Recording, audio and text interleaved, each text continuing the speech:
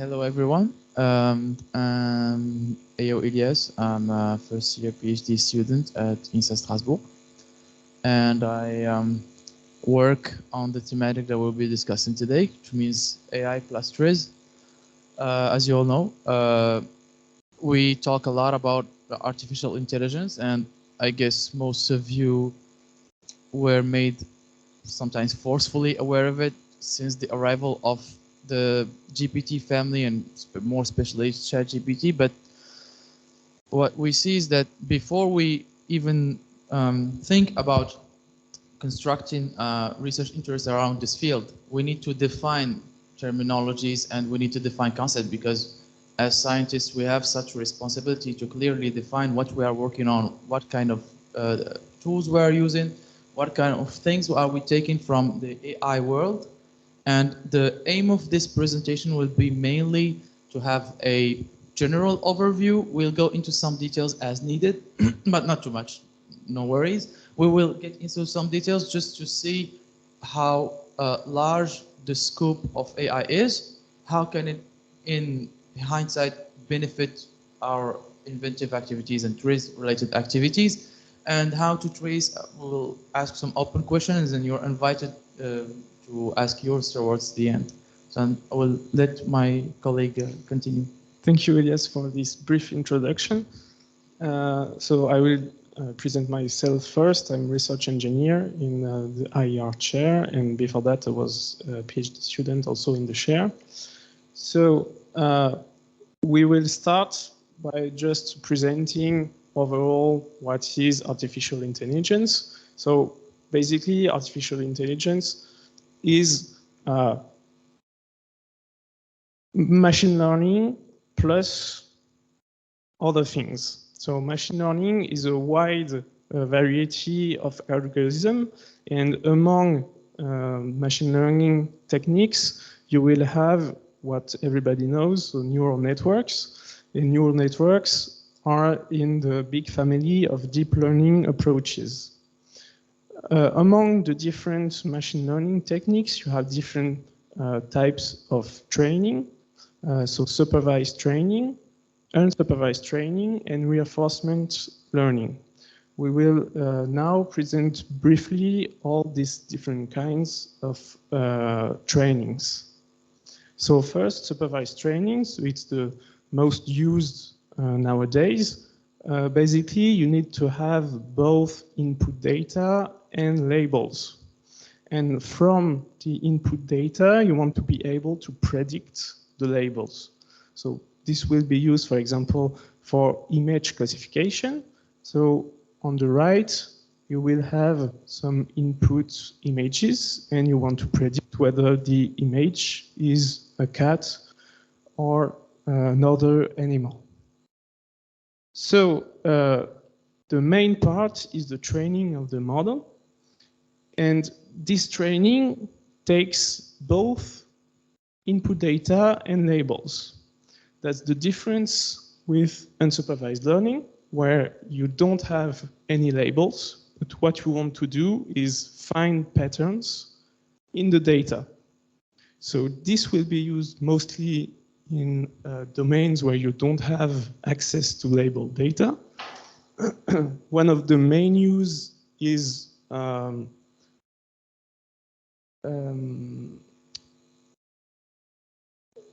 one of the menus could be also, like, for example, to discover hidden patterns in data. Sometimes we don't know exactly what we're looking for in the data, and we don't have a specific objective. So say, for example, we have data of customers, for example. This could allow us to have like representations of specific client profiles, that some features that we never thought of before. So it's very good. It's also used a lot with exploring data at first, before trying to have a clear objective if we don't have it already. Yes, I was looking for anomaly detection, because that's one of the main fields where you don't have many data. Like, it's difficult to label anomalies, like, for example, in bank transfers. So this will be the kind of cases where you want to learn patterns from the data to see if some of the current bank transfers are different from regular bank transfers. And so the other main use will be clustering. So you have a sample of data and you want to find groups of data that have the same patterns or that can represent different groups of data. So for reinforcement learning, it's more about trial and error technique. So you will have an agent. For example, you can imagine like an inverted pendulum that tries to stay up, and it will use what is called a policy. So it will move on the right and on the left, considering this policy, and the result would be that it will either fall or stay up, and depending if it stays up or it falls, it will gain a reward, and this reward will be used to improve this policy or this strategy. So we talked about the learning techniques, but why do we need these learning techniques? But in fact, that's all the slides allows for, but there are a lot of tasks that we can accomplish using machine learning. We all, I guess, know about the most basic one would be regression. Like, for example, if we want to predict a continuous value, like, for example, a salary using some features. We talked about the classification, and classification could be with one label, with multiple labels, binary classification. We talked about clustering, closer into our field, since we work with a lot of documents. Will be anything related to language processing, so machine translation, for example, natural language understanding. We have also anomaly detections, and then this also could be applied in coupling, meaning these are not exclusive techniques. We can have architectures and think about models where we combine, and good research usually does that, especially in our field when the concepts are complex. We will usually need to combine multiple tasks and multiple learning techniques, and this is why it's important to be aware of their presence. So in this second part, Iliass will shortly describe the history of AI and what are the main points in the developments of AI. Saying that I will present this review, a short version, as short as it can be, without losing a lot of information. So we talk a lot about AI. I put two graphs because one will be more considering on milestones in AI, and then we will clarify some terms, because the terminology also gets a lot of, between machine learning, deep learning, AI, there is not a lot of distinction in nowadays, but they are very distinct. So like one of the milestones is the Turing test, and we heard recently with ChatGPT that it will pass the Turing test, or that GPT-4 passed the Turing test. It's a test made by Alan Turing that basically says if a machine passes this test, and then it can be considered intelligent. This was put in the 50s, and John McCarthy at Dartmouth, he was the first to coin the term at the conference, the term of artificial intelligence. So this was like 1956. So contrary to some popular beliefs, AI history is very old.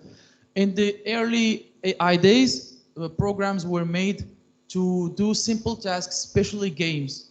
But this puts us in a very important era, because here is where the first AI winter started. We hear a lot about the term AI winter. The idea was that we oversold, some people oversold what we can do at the time. There were a lot of overblown investments, and when what we oversold couldn't be achieved, all of the investment were received. For example, in the UK, a lot of research at the time was shut down. So maybe something to think about, considering overhyping and overreaching with some technologies, what they can do. But then was a second revival in 1980 with expert systems, and they had a lot of success over the 80s decade.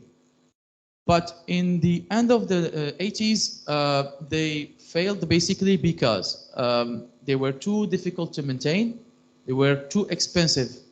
And again, we go back to the idea of overselling a certain promise, not achieving on it, investments goes down, research goes down.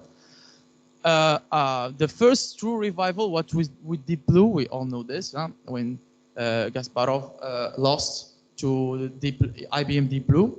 And from here, we started first with what we call machine learning. And I will go back to this, but machine learning will be like exactly the algorithms that learn from data without actually being told exactly what to do. And this algorithm had a lot of success in multiple fields. In financial fields, they're still used and preferred today because they will offer more explainability compared to contemporary methods based on deep learning. And these methods started with the explosion of data. So because these methods have a bottom-up approach. So in the past, the algorithm was the center, which means the algorithm is what drove the modelization. Now it's the data that drives the modelization. And this is why these algorithms had a lot of success. The theory behind them was more, the mathematical theory was more in the last century, but the application, we reunited enough computing power, generate a lot of data, and have the ability to test multiple models. And these are the ones that are like taking the center stage right now. We couldn't do this timeline without talking about what everybody's talking about. So the GPT family of models, they're classified into large language models. So there are language models that are very big, billions of parameters, and that can generate. So they are a subset of the deep learning class, but they have the capacity to generate output from input. When AI went from the challenge was making bigger and bigger models as far as we go. Their challenge is that with a bigger enough model, with a lot of parameters, we can make a model that will have something approaching general intelligence. And if we see on the terminology, so we have artificial intelligence. The more we go, the more specific we get. This is also a trend that we can notice. Artificial intelligence encompasses everything from robotics to smart robots to everything we see even in the imaginary in science fiction. Machine learning is more specific, as is algorithms that learn from data without being programmed. And then we had deep learning, which is like especially using neural networks, using layering and trying to get a representation and insight from data. So it's very important to know this, because we can even infer trends on how to best approach AI, considering its history. And from time to time, we have a little winter related to overhyping or overselling certain capabilities. So now we will move on to neural networks, as these approaches prevail now. Small reminder. So basically, a neuron was made to model the real neurons that everybody has in its brain. And it's basically a model which takes as input some values, will compute a weighted sum. The weighted sum passes into an activation function, which will add non-linearity in the model. And a bold assertion would be that more parameters make more complex tasks available. It's not completely true, but actually it's not that far from being true. So what we usually do is take a lot of neurons, and we organize them into some layers, and we will add more and more layers. So now in the latest models, you have billions and billions and billions of neurons. So we were talking before about like what is the objective. We already explored that we go from an input towards an output, whether it be classification or language generation. It's the same thing, but what we're trying to do is, in to understand it conceptually, we have an input. We encode it in a way to have some kind of representation. To make this easier, let's imagine that we have text. What we do, we take the text, we encode it, so what we have as a representation will be a vector of the text, a vector that represents numerically the text. What we decide to encode and how we encode it affects our representations.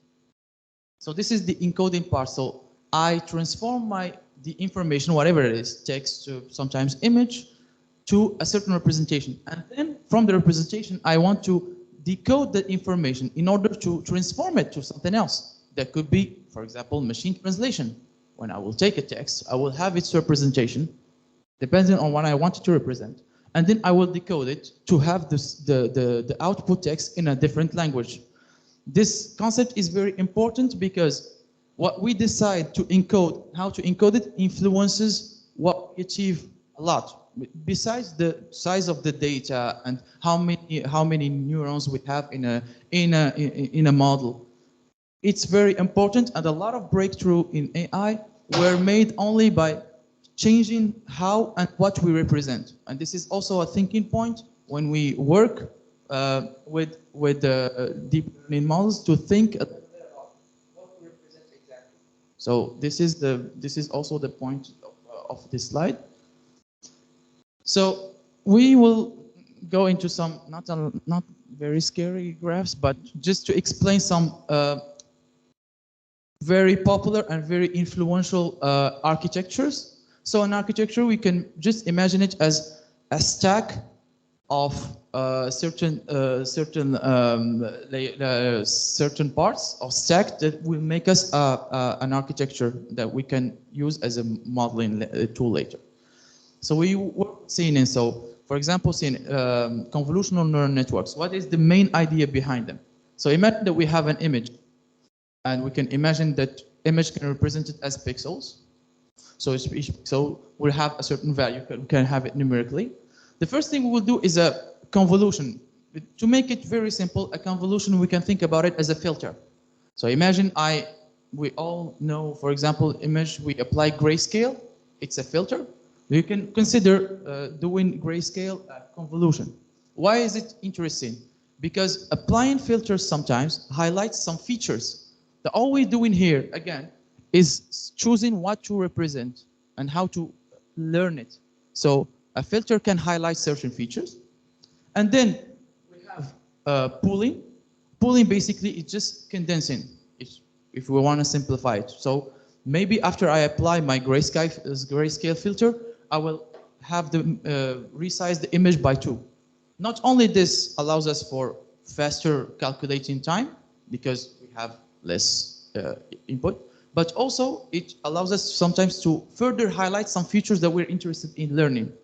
And from here, we flatten. So because we had a multi-dimensional matrix, we can flatten this into an array in order to be allowed to enter it into a fully connected layer neural network. A fully connected is just basically that all neurons are connected to each other. And from here, I can have an output.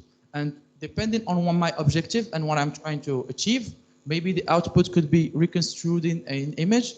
In some more specific and complex cases, it's what you see, for example, where a blurred image can be unblurred, for example.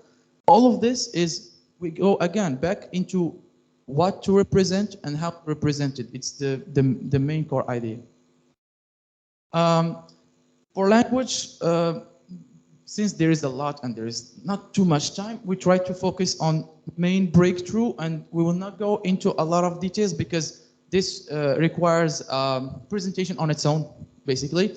But working with language, and it's what interests us most, I believe, since we work with a lot of textual data, it has always been very difficult.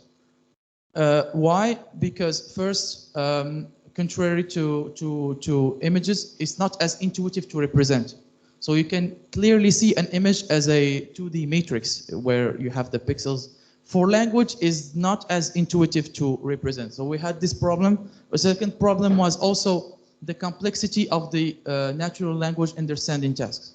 Any task that implies knowledge implies deep contextual understanding. And this was not as achievable before.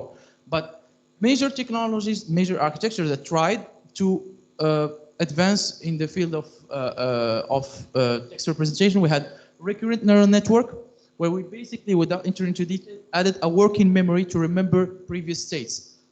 The main problem with this architecture for natural language and other tasks as well is the problem of vanishing gradient. And make it very simple, it's basically that at some point we cannot have all of the network learned because the learning process is so complex. We don't update the values that will allow us to learn. So we don't update the weights. They don't update anymore. A solution was like the LTSM to add a long short-term memory. And this worked in a certain sense, in the sense that the first very good translation methods were based on TSMs. The problem of this is that it was very hard to train because you remember when we said we encode the values? The values that we had need to be entered sequentially. We cannot, so for example, if I have a text, I want to use transformers. The text will be entered sequentially.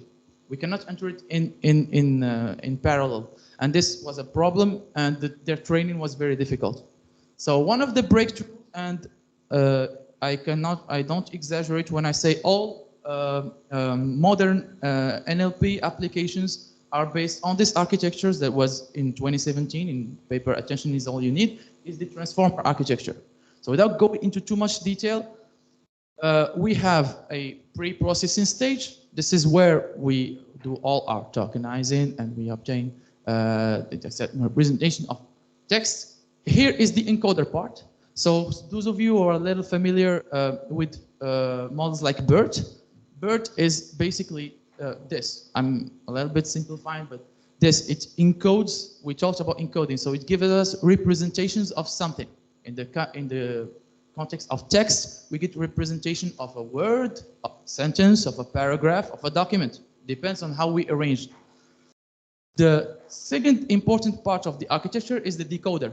This is the base of all the GPT and generative families, because GPT stands for generative pre-trained transformer. So it's in the name.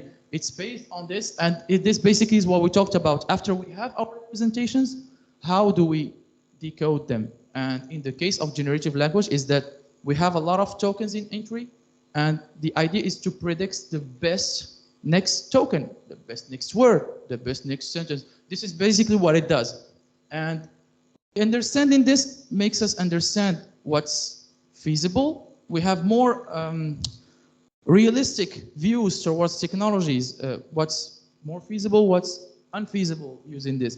But basically, in order to understand all the recent advances in natural language processing, one should, in my opinion, so do not imply my colleague, understand the transformer technology. So everybody now talks about generative AI, and generate data has a lot of importance because you can gain time, generate emails instead of writing them, also put address without actually putting it. And it's, you can both generate images, texts, but also numeric series. It's an infinite range of possibilities. And mainly what is important with generative models is the notion of latent space. So, for example, as Iliass said, you have an encoder. The encoder will encode the data from, for example, tokens to a certain numeric representation, and this representation can actually be seen as a mapping between the input data, which lies in a certain subspace, to another subspace. And this space will be called the latent space. And this space, if it has good properties, can be used to generate new data. So what are good properties in this case? So we want, for example, that if we sample new data from this space, and we only use a decoder architecture, we can generate actually data that looks like real data. And these principles are used in most of the generative models, from variational autoencoders to GANs.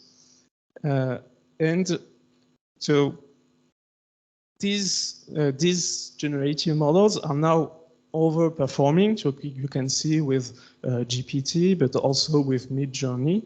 And this is one of the main topics of research.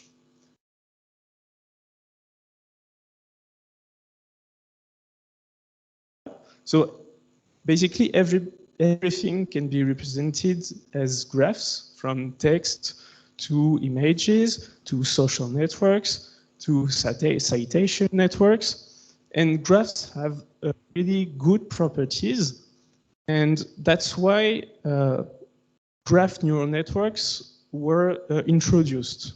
So basically, it will be a generalized model which can be seen as the big family of model which can be specialized then to images or texts with transformers, for example.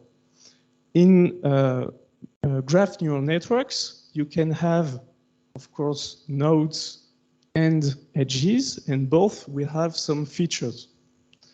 And it will be built as other models with layers on other layers. And at each layer, you update the features of both nodes and features. What is important here is that then you can achieve both node level tasks. So for example, if we take a text, every token will be a node. So a node level task will be, for example, predicting if the word belongs to a parameter. And also, the reason why everybody talks about graphs today is the knowledge graphs. So one of the main problem with GPT, for example, is that these models don't actually know the world. So a way to give GPT or its families the knowing of the world would be to use knowledge graphs. So knowledge graph is a representation of knowledge. And that's why now a lot of models are trying to build these knowledge graphs that could be used to improve these generative models. As scientists, we need to ask ourselves questions, and we don't say that we don't pretend to have the answers. No, I think nobody does, but it's interesting to ask ourselves these kind of questions. One, about the GPT, since it's the most talked about model recently. All people know that like it's a proprietary model, and if you looked into the history of artificial intelligence in general and deep learning in particular, you will understand how important open sourcing the software, sharing the knowledge with the transformer architecture that was publicly available in a paper, seminal paper, how important it is. So the first question is, to what extent is using or encouraging proprietary models good or bad for the community over the short, medium, and long term? This is an open question.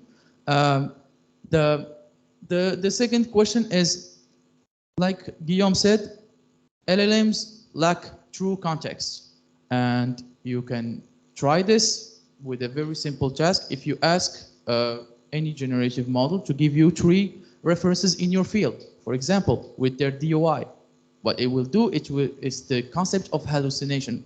It's called in the field. It means it will generate output that looks true, but if we investigate it, it's fabricated. And this is the hallucination problem, and it's a very big problem in LLMs, especially in task-specific critical tasks where precision, high grade of precision is needed. So is LLMs taking over? How and why?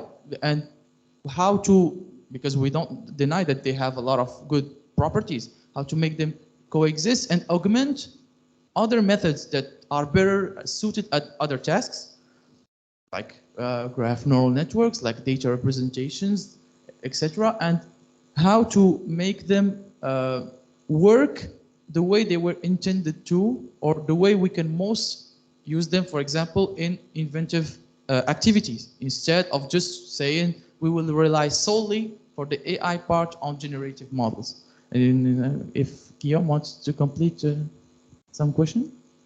So yes, what we basically saw with GPT is that he basically can say what are the 39 parameters from the theory. So it's very good at some things, but very bad at for other tasks. So the question is it enough? Do we need more models? Are these models generative or not? And what data can we use to train them? Everybody knows trees is hard. So is it even possible to train a model with data based on trees? That's the questions we ask you. Thank you for your attention. Yeah. Any questions are welcome. Question. So thank you very much. That's an overall hat before entering into the answer to that question, and various answers we could bring. And obviously, before going to the coffee break, I'm asking maybe you could watch if there is online questions, and also ask the audience if you have specific questions to the first talk of today.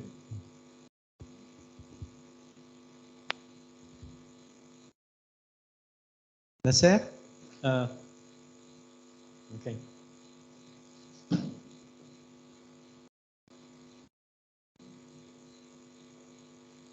You speak in the microphone, the people online listen to you. Thank you for your presentation. I have a question about ChatGPT. You say it has a hallucination and generates some things that maybe not exist. Some DUI, some references that he make it by himself. It's true, but ChatGPT, I think it's designed to make it like this. And if you want to have a model that doesn't generate hallucination, you should fix the temperature. I think there is a parameter like temperature, another parameter that prevents the model to make some hallucination or something that doesn't exist in real data that he learned from it. Do you agree with this? So GPT is actually a statistical model. So you have, even if you change the temperature, you cannot be sure that what he says is actually true. And we can verify that it's often not true.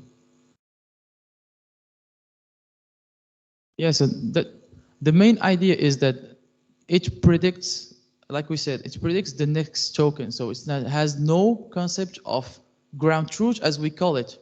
So we humans have a certain concept of ground truth. We know that, for example, some basic knowledge that is the foundation, like axioms in mathematics, has no such thing.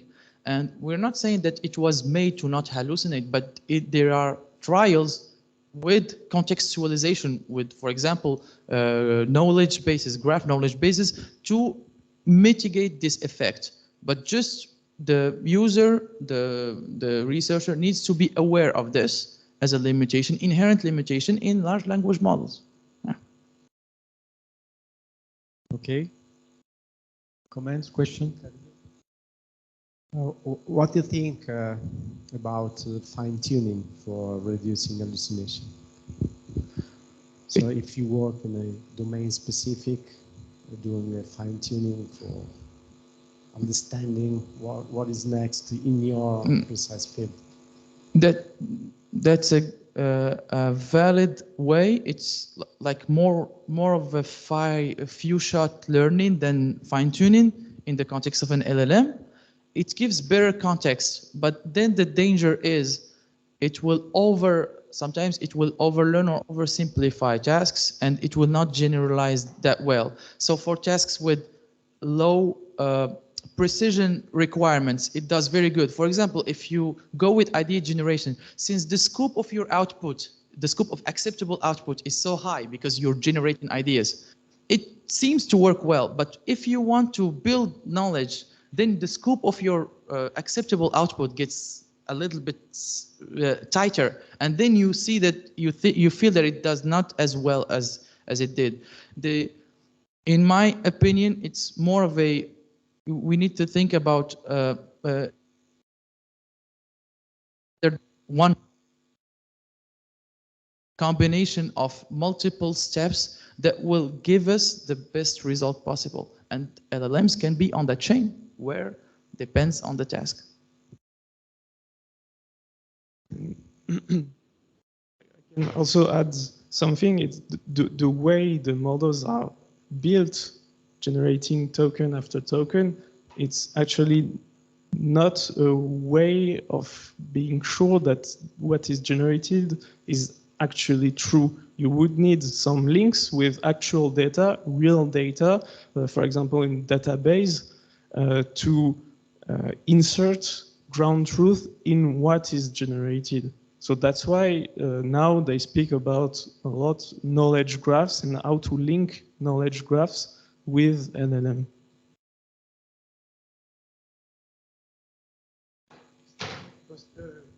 Yes, Stelian, you can answer.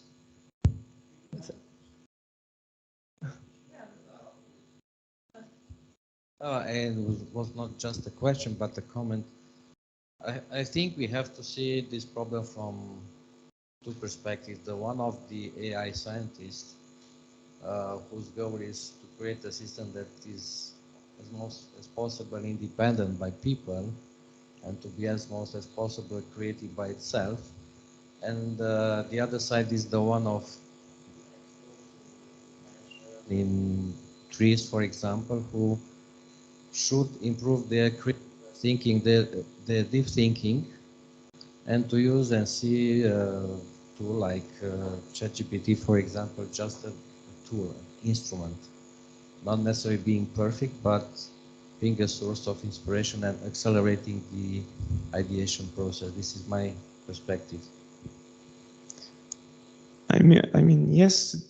Actually, the way our brain works is that even a false idea can give us a good idea. So I would say it depends on what we want to achieve with the models. So that's why we also ask what kind of tasks we need to automate in trees. Thank you for your presentation. I have a question about what's the limit between intelligence artificial and the point of view of expert when resolving a problem, and how we can help him to have the better information to the system.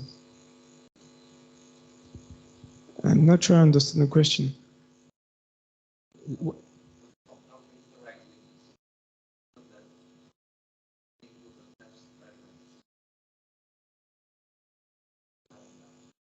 So there is a whole new field now, which is prompt engineering. So it's about finding the right question to have the right answer.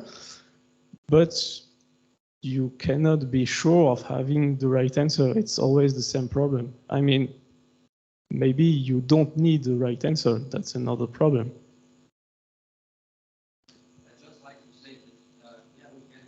If you want people online to understand, you need to speak on the line. So what I like to say to answer to your question is, if we use tools such as trees, for example, we have to increase the likelihood that we are on the right way to ask tools like ChatGPT proper questions. So I think we people should be the one who define frameworks to guide the investigation through this collective intelligence, which is stored in such system. And of course, they have this capacity to provide, because this is most important with transformers, to provide an intelligible replay. So I'm encouraging a lot to use trees for that. Thank you, Celian. So we have two questions online. So let me just read them. First question from Navneet from Bangalore. Thanks. How does the speakers think trees has to evolve to adapt and synergy with evolving AI ML? It's a very large question for the overall day, but if you have a short answer, you're welcome. Yes, we'll try to provide a short answer. So basically, we can see it from two sides. Either we want to recreate the trees methodology using AI tools, or we want to augment them. These are two different approaches. I think the approach of recreating has already been tried to a certain extent. What I mean recreating, like finally recreating the approach. I think we're going, all of us, we can at least agree on this, that we're going more towards augmenting. So for idea generation, for example, which has always been something that we struggled with when you have the, for example, even if you have like identified the contradictions, you have ideas that inspire you, how to generate ideas for your case was always been up to the experts. And then I would agree that it augments your capacity as an expert. And this is the condition. You have to be an expert to truly benefit from ChatGPT, because if a beginner uses that, then the damages are bigger. So I think it's more about augmenting in a way. Second questions. I'm reading, very sorry about the name, the reading of the name, but Hongkei says, is the large language model work well for agglutinative language, Malay language? So currently, a large language model can handle a lot of different languages, and I saw just a paper about that, and actually the large language model can even help to stop certain language to disappear, because people are dying, but large language models are not likely to die soon. So it's also a way to retain knowledge about languages. I cannot really answer about Malay, I'm not an expert, but I would say that if there is sufficient data written in Malay, I think the model should be able to learn how to speak Malay. Okay, thank you for the exchange and the answer. In what way operation research is near AI? So generic question, not especially linked with trees, but do you consider operation research being AI? If we consider that in operation research, we try to optimize an objective function, we kind of do this also in the model, just that the way we approach it is different. So in operation research, we will be, as we talked about, these approaches are more algorithm driven. This is the main difference, I guess, without getting too much technical, whether the AI and deep learning approach are more data driven. So we changed the paradigm from, if you want to model in operation research, the model is very detailed, the inputs, the outputs, the steps, everything. In deep learning, for example, on deep neural networks, you focus much more on the data and how to represent it. So that's, I guess, the main difference. Okay, thank you very much. I propose to have a break now, because we need to start over with the next speakers at 11, and we only have, let's say, 10 to 15 minutes left of coffee break before moving back to the next presentation. So thank you all for your questions and answers. Thank you for the presenters. And we'll see everybody's back, both online and live, in 15 minutes.